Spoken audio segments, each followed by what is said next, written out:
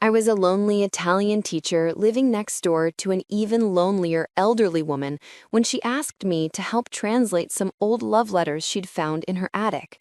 The handwriting was faded and difficult to read, she said, and her eyes weren't what they used to be.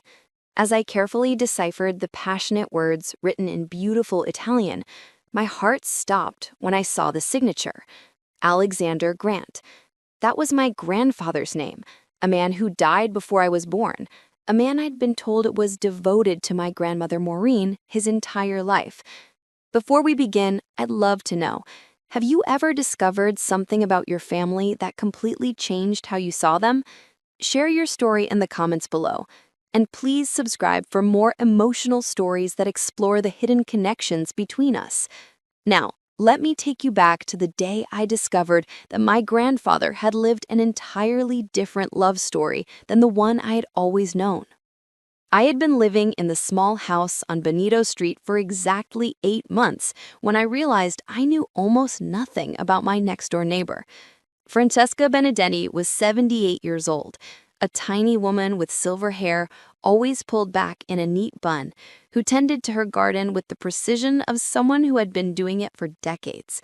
She spoke with a soft Italian accent that made even the most mundane conversations sound like poetry, but those conversations were rare. In 8 months, our interactions had been limited to polite nods over the fence and the occasional good morning when we happened to collect our mail at the same time. She seemed to live alone in the beautiful old Victorian house that had clearly been maintained with loving care, but I never saw visitors, never heard laughter or conversation drifting from her windows. As a 26-year-old Italian teacher at the local high school, I was naturally curious about Francesca.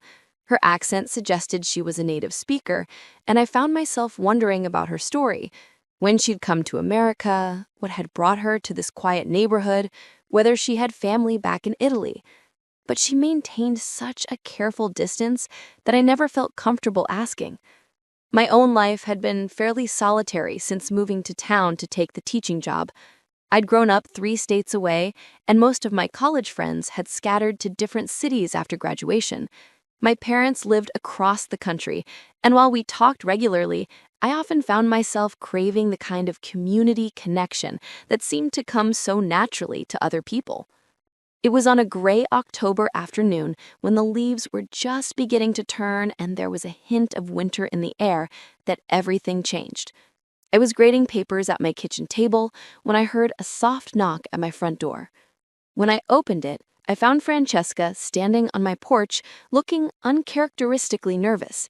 She was holding a small wooden box in her hands, and her usually composed expression seemed fragile somehow. "Emma," she said, her accent making my name sound musical. "I am sorry to bother you, but I was wondering, could I ask you for your help with something?" "Of course," I said immediately, surprised by how relieved I felt to finally have a real conversation with her. "Please, come in." She stepped into my living room, looking around with the careful attention of someone seeing a space for the first time. "You have a lovely home," she said politely. "Very warm." "Thank you. Can I get you some tea, coffee?" "Tea would be nice," she said, settling carefully onto my couch, the wooden box still clutched in her hands. As I prepared the tea, I could feel her watching me, and when I returned with 2 steaming mugs, she seemed to have made some kind of decision.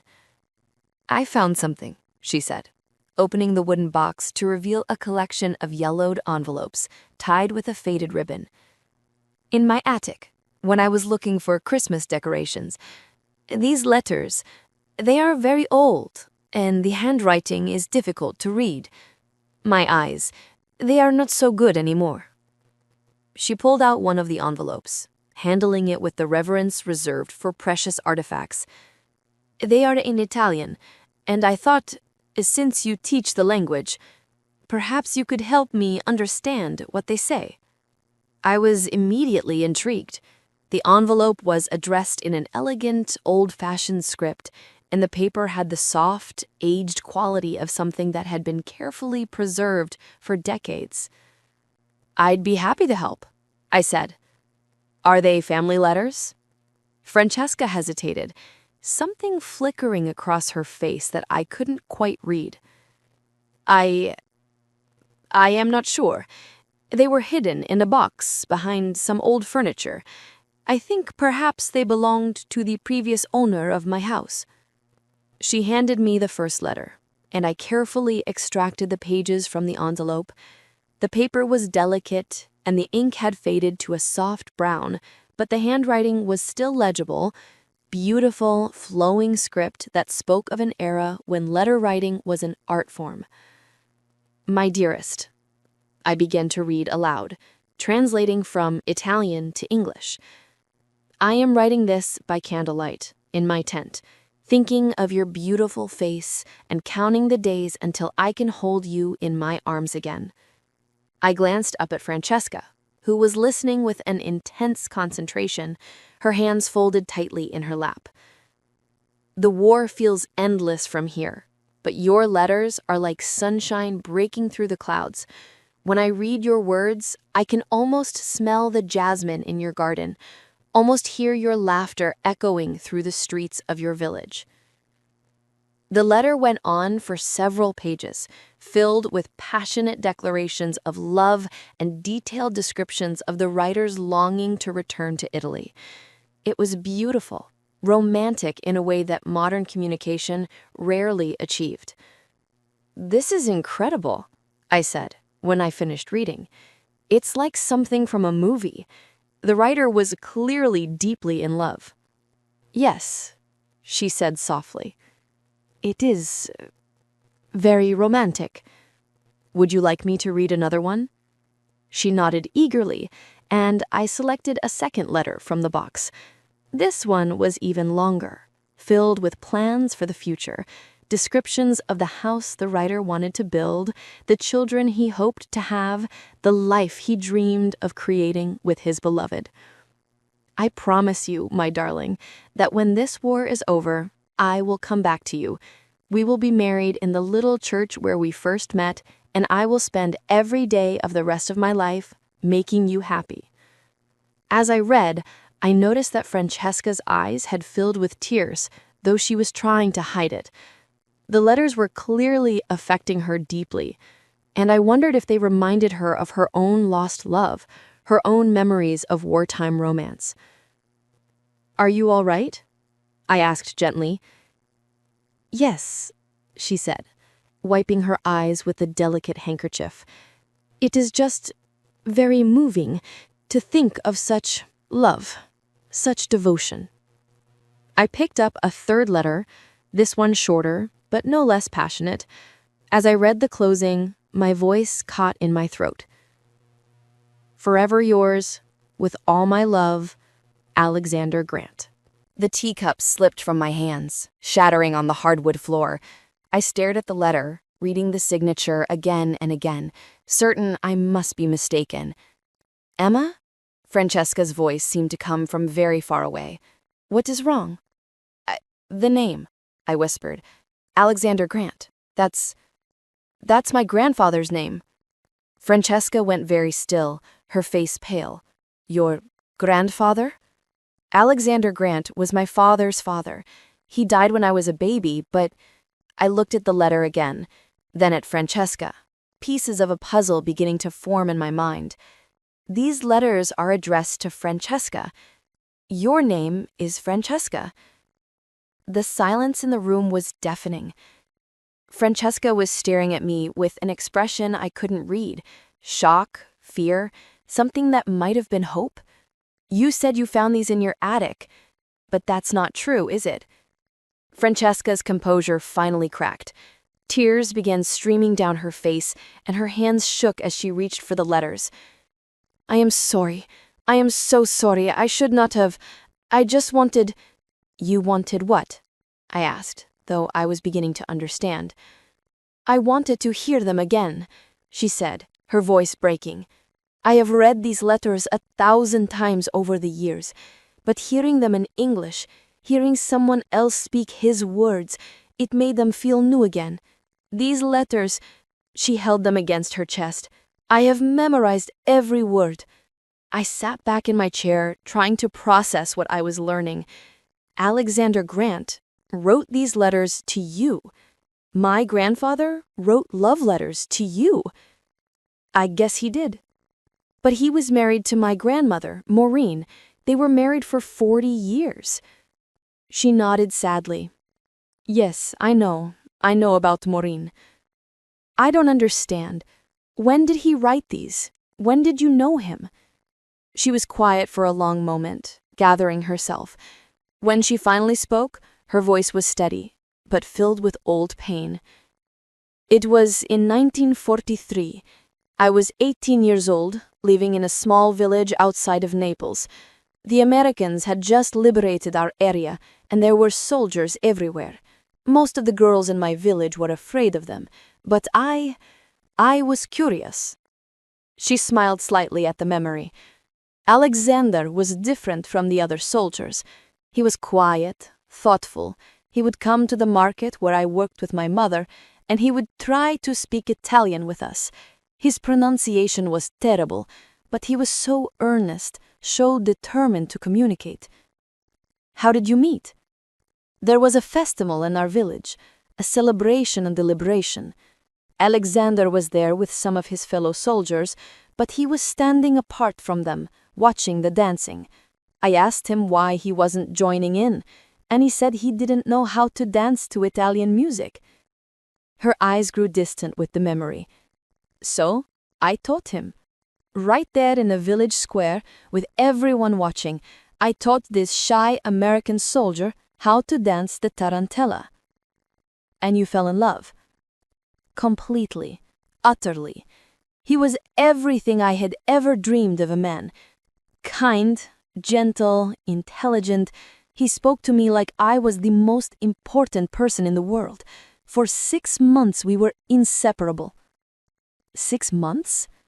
His unit was stationed near our village for the winter. Every day he would find a way to see me. We would walk through the olive groves, sit by the old Roman ruins, talk for hours about everything and nothing. He told me about America, about his dreams for the future. I told him about my family, my hopes, my fears. I thought about the letters, about the passionate declarations of love and the detailed plans for their future together. He asked you to marry him? He did. On Christmas Eve 1943, he gave me a ring. Just a simple band, nothing fancy, but it was the most beautiful thing I had ever seen. He said that as soon as the war was over, he would come back for me. We would be married, and he would take me to America. But he didn't come back. Francesca's face crumpled with old grief. His unit was transferred in January 1944. He promised to write, promised to return as soon as he could, and he did write for a while. These letters, she gestured to the box, they came over the course of 8 months. What happened? The letters just stopped. August 1944 was the last one I received. I waited and waited, but nothing came. I wrote to him, sent letters to the address he had given me, but they all came back undelivered. I felt a chill run through me as I realized what she was telling me. You never found out what happened to him. For years, I thought he must have been killed. It was the only explanation that made sense.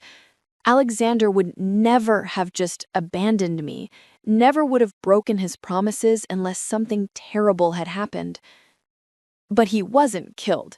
He came home and married my grandmother. I learned that much later.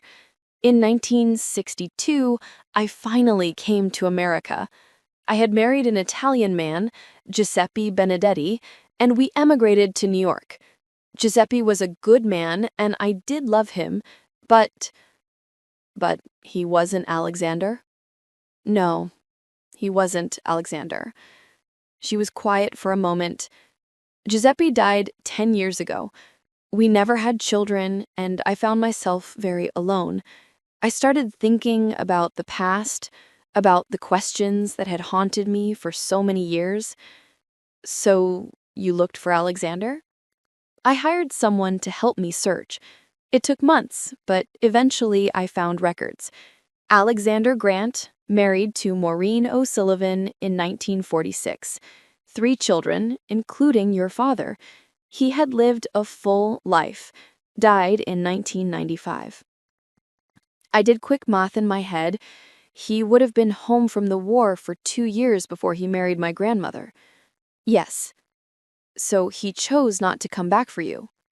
Francesca nodded, fresh tears falling. That was the hardest part to accept. Not that he had died, but that he had simply chosen a different life. We sat in silence for many minutes, both of us processing the weight of this revelation. Finally, I asked the question that had been forming in my mind. How did you end up living next door to me? Francesca looked almost embarrassed. When I found out about Alexander's family, I learned that his son, your father, lived in this area. I wanted to be close to some part of him, even if it was just geographical proximity. You moved here because of my family? I bought this house 3 years ago. I knew your father lived across town, and I thought perhaps I might catch a glimpse of him sometime, see what Alexander's son looked like. But you never approached him. How could I? What would I say? Hello, I am the woman your father abandoned in Italy 60 years ago, and then I heard he moved across the country. I understood her dilemma, but something else was bothering me. Francesca, how did you know I was Alexander's granddaughter? She looked down at her hands. Your last name is Grant. When you moved in, I saw it on your mailbox. I asked around the neighborhood, very casually, and learned that you were David Grant's daughter.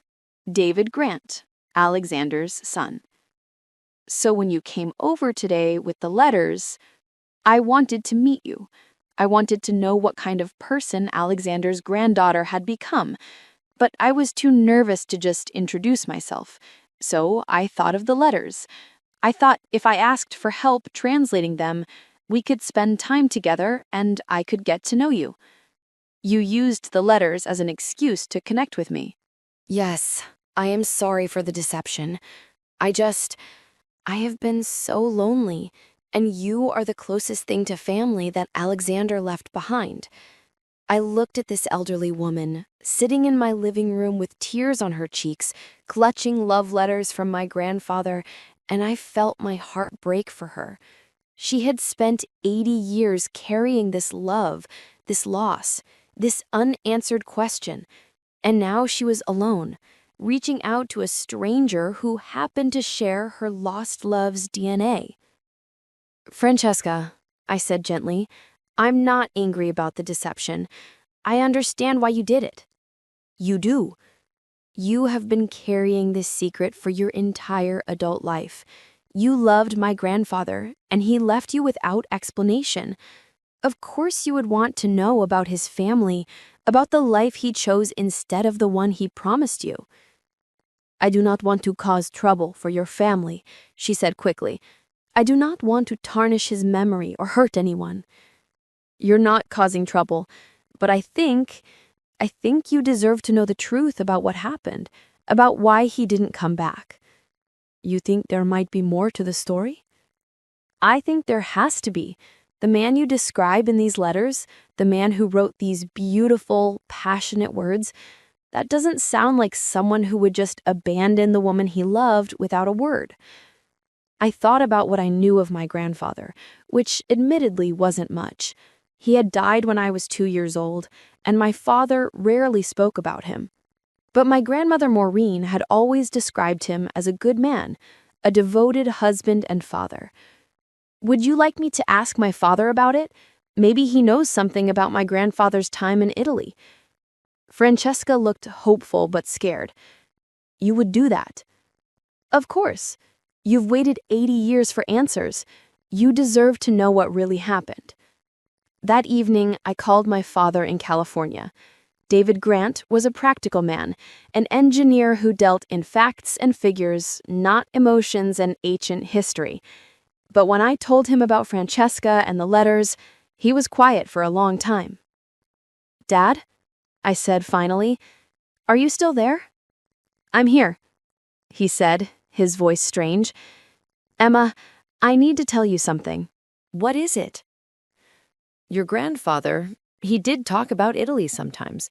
When I was very young, before you were born, he would have these moments where he seemed very sad, very distant.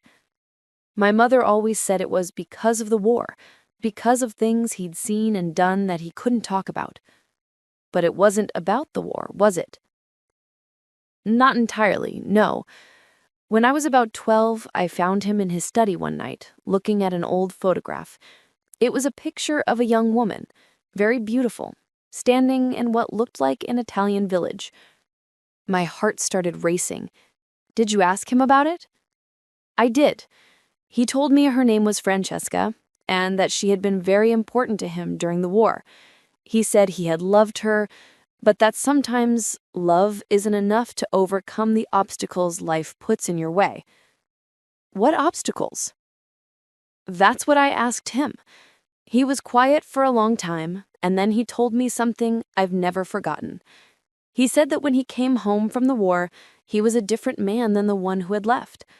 He said that things he'd seen, the things he'd had to do in the final months of fighting, had changed him in ways he couldn't explain." I thought about the timeline. Alexander's last letter to Francesca was dated August 1944. The war in Europe didn't end until May 1945. He was in combat after he stopped writing to her. Heavy combat. His unit was part of the push into Germany. Dad never talked about it much, but I know it was brutal. He came home with what we'd probably call PTSD today, though they didn't have a name for it then. So he didn't come back for Francesca because he felt damaged? That's what I think, yes. He told me that night that he had convinced himself he wasn't the same man who had made those promises to a young Italian girl. He said he thought she deserved better than what he had become. But he married Grandma Maureen. 2 years later, yes. And I think Mom helped him heal in ways he didn't think were possible. But Emma, I don't think he ever stopped loving Francesca. I think he carried that guilt his entire life. Did Grandma Maureen know about her? I think she suspected there was someone, but Dad never told her the details. Mom was a wise woman. She knew that everyone has a past, and she chose to focus on the future they were building together. After I hung up with my father, I sat in my kitchen for a long time, thinking about love and loss and the choices we make that echo through generations. My grandfather hadn't abandoned Francesca out of callousness or fickleness. He had left her because he thought he was protecting her from the broken man he believed he had become. The next morning, I knocked on Francesca's door. She answered quickly, as if she had been waiting by the window. "I spoke to my father," I said without preamble. Her face went pale. "And?" "Alexander didn't stop loving you. He stopped believing he was worthy of your love." I told her everything my father had shared about the combat, the trauma, the photograph my grandfather had kept, and the guilt he had carried. As I spoke, I watched decades of pain and confusion slowly transform into understanding. "He thought he was protecting me," she said, finally. "He did. He was wrong, but he thought he was doing the right thing." Francesca was crying again, but these tears seemed different, not the bitter tears of abandonment, but the cleansing tears of finally understanding. "All these years," she whispered, "I thought he had simply forgotten me, moved on to someone better, but he was trying to save me from his own pain." My grandfather said he never stopped loving you. He carried your memory his entire life. We spent the rest of that morning talking. Francesca told me more stories about her time with Alexander, how he had learned to make pasta from her mother, how he had helped repair the church roof damaged by bombing, how he had held her during air raids and promised that everything would be all right. "He was so young," she said. "We both were. I think I expected him to be the same person when he returned, but war changes people. Do you think you could have helped him heal if he had come back?" Francesca considered this carefully. Perhaps, or perhaps we would have destroyed each other with our pain. There is no way to know. Do you regret waiting for him? No, she said without hesitation. Loving Alexander, even for such a short time, was the greatest gift of my life. And Giuseppe, my husband, he understood that.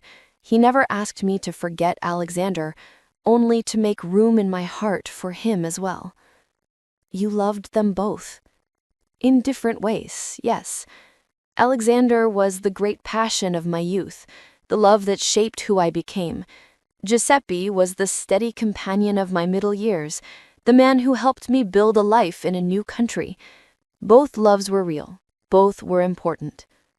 Over the following weeks, Francesca and I developed a friendship. I would come over for dinner twice a week, and she would cook elaborate Italian meals while telling me stories about her life. She taught me family recipes that had been passed down through generations, and I helped her with small tasks around her house. She was the grandmother I had never really known. My mother's mother had died when I was young, and my father's mother, while loving, had always been somewhat distant. Francesca filled a space in my life I hadn't even realized was empty. You know, she said one evening as we sat on her back porch watching the sunset, I think Alexander would be very proud of the woman you've become. You think so? I know so. You have his kindness, his curiosity about the world, and you have something else, the courage to reach across the years and help an old woman find peace with her past. I think you've helped me more than I've helped you. I was lonely too, Francesca. I just didn't realize how much until I found you.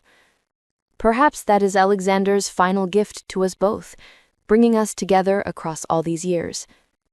3 months after our first meeting, Francesca asked me to help her with something else. She wanted to visit Alexander's grave. I have never been, she said. I was too afraid, too angry. But now I think I am ready to say goodbye properly. We drove to the cemetery on a crisp December morning, carrying a bouquet of white roses, Alexander's favorite flower, according to the letters. His headstone was simple, elegant. Alexander Grant, beloved husband and father, 1920 to 1995. Francesca stood before the grave for a long time without speaking.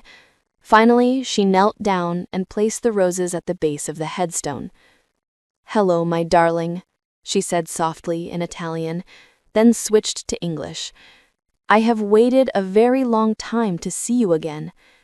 I stepped back to give her privacy, but I could hear her voice carrying on the winter air. I understand now why you did not come back. I understand that you thought you were protecting me, but Alexander, my love, I would have waited through anything. I would have helped you heal. I would have loved you broken or whole. She was quiet for several minutes, and then she continued. But I am not angry anymore. You gave me the most beautiful 6 months of my life, and you gave me something else. You gave me Emma. Your granddaughter has become the family I never had, the daughter I never bore. Through her, I have found you again. When she was finished, we stood together in the quiet cemetery, 2 women connected by a love that had transcended death and time. Do you feel better? I asked as we walked back to the car. I feel complete, she said. For the first time in 80 years, I feel complete. That evening, Francesca gave me something I will treasure forever. She handed me one of Alexander's letters, not one of the passionate love letters, but a shorter note he had written near the end of their correspondence. This one is for you, she said. Read it when you get home. Back in my own house, I carefully unfolded the aged paper and read my grandfather's words. My dearest Francesca, I had the strangest dream last night. I dreamed that someday, many years from now, you would meet someone from my family, someone who would understand the love we shared and help you find peace with whatever the future holds. In my dream, this person had your kindness and your strength, but also something of me in them. They brought us together again, across time and distance, and helped heal the wounds that war and separation had created. I know it is only a dream, but it felt so real, so possible. Perhaps love really can transcend anything, even death itself. Forever yours, Alexander. I read the letter 3 times, tears streaming down my face. Somehow, across 80 decades, my grandfather had seen this moment. He had dreamed of the connection that would eventually bring his lost love and his granddaughter together. The next morning, I called my father and read him the letter. He was quiet for a long time after I finished. "Emma," he said finally, "I think you need to know something else. The night before Dad died, he was very weak, but he was lucid. He asked me to promise him something." "What?" "He asked me to promise that if I ever had children, I would teach them about love. Not just romantic love, but all kinds of love. The love that sacrifices, the love that forgives, the love that endures even when it seems impossible." He was thinking about Francesca. I think he was thinking about both of them, Francesca and your grandmother. He had learned that it's possible to love more than one person deeply in different ways and different times, and he wanted that wisdom passed down.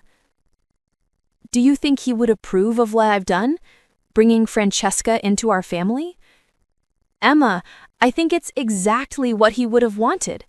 You've given an old woman the family she never had, and you've given our family a connection to a part of Dad's life that we never understood. You've turned a story of loss into a story of love." A year later, my parents flew in from California to meet Francesca. She cooked for hours, preparing all of Alexander's favorite dishes from the recipes she remembered from their time together.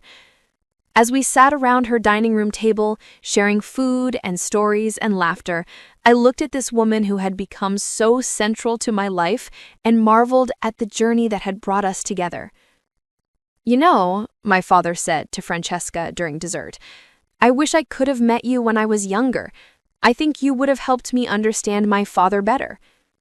"And I wish I could have known you as a child.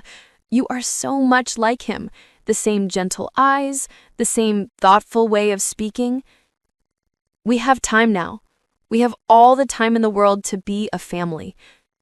Francesca smiled, her eyes bright with tears of joy rather than sorrow. "Yes," she said, "we do."